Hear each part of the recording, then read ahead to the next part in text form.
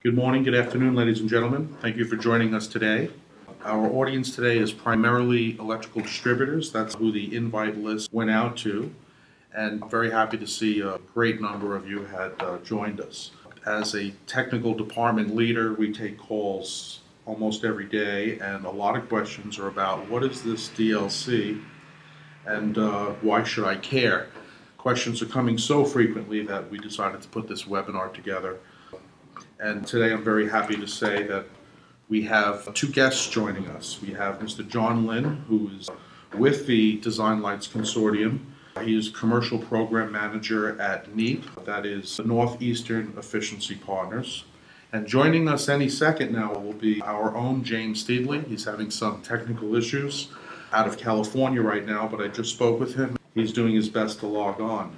James Steedley, for those of you who don't know, is our head R&D manager and is ultimately the man responsible for these LED products that MaxLite has been putting out, both DLC qualified and other.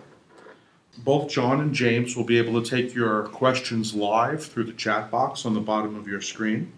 We'll also ask them to spend an additional 10 minutes or so with us after the presentation to take additional questions.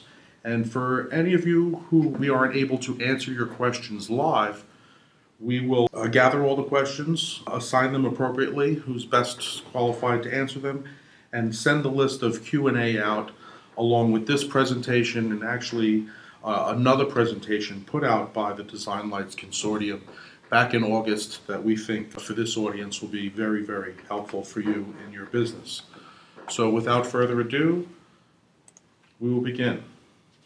Now, as the invite to this webinar went out and stressed, our goal here is to show you, distributors, why the DLC is important to you and how it impacts your business. Mainly, the chief way that the DLC contributes to your business is by representing the highest standard, the highest quality LED products. For instance, in order to be qualified for the DLC, one must have a minimum of a 5-year warranty. We've all seen 1, 2, 3-year warranties out there, but a 5-year minimum warranty is required when it is a DLC product qualified. DLC products require designs and qualifications that exceed LM80 requirements.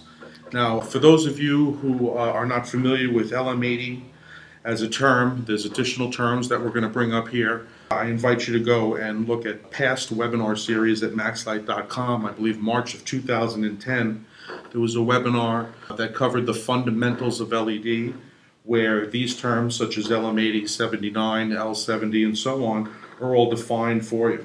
Another very important aspect that you must understand with qualified products of the DLC is that all these products have to have a specific amount of light in specific zones dependent on the application itself. In other words, a wall pack as an example, wall packs have to have zonal lumen requirements that make the product compatible with dark skies or compliant with dark skies so that there's no wasted light and the like. So it's a very well thought out process. And because these products do exceed LM80, they will also exceed L70, which means that at 50,000 hours you'll be higher than 70% lumen maintenance. There are almost no lighting technologies that can do that other than LED. That's just a short list of the very high standards that the DLC requires.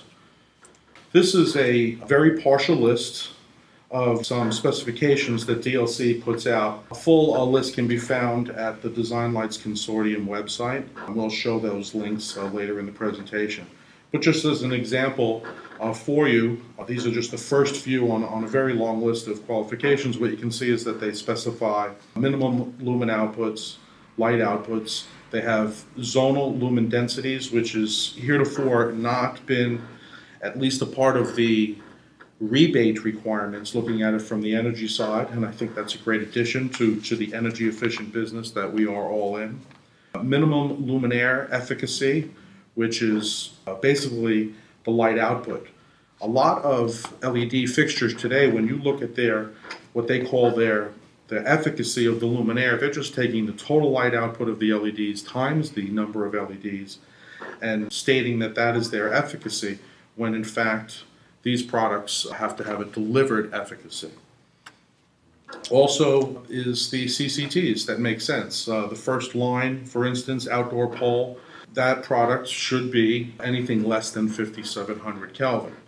Minimum CRI requirements, you'll see higher CRI requirements where that makes sense and lower CRI requirements where that makes sense. And lumen maintenance, basically 50,000 hours at 30% depreciation almost across the board, and a minimum luminaire warranty of 5 years across the board. So these are high standards, and the way that these things have come up is very logical. Now, for those of you in specific areas, the meat of it for you is, where can my customers get rebate dollars? Now, let me bring the connection together. Heretofore we have used Energy Star as a guide. If the product, for instance, CFL, was eligible for a rebate program, it almost certainly meant that it had an Energy Star logo and it passed the Energy Star requirements for carrying that logo.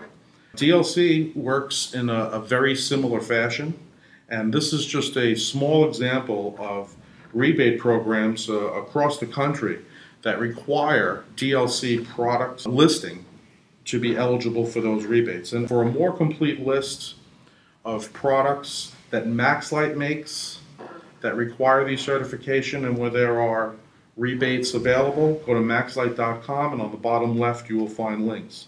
And by the way, while you're there, for more information about DLC, maxlite.com on the bottom right, and you can connect directly to the DesignLights Consortium website from there.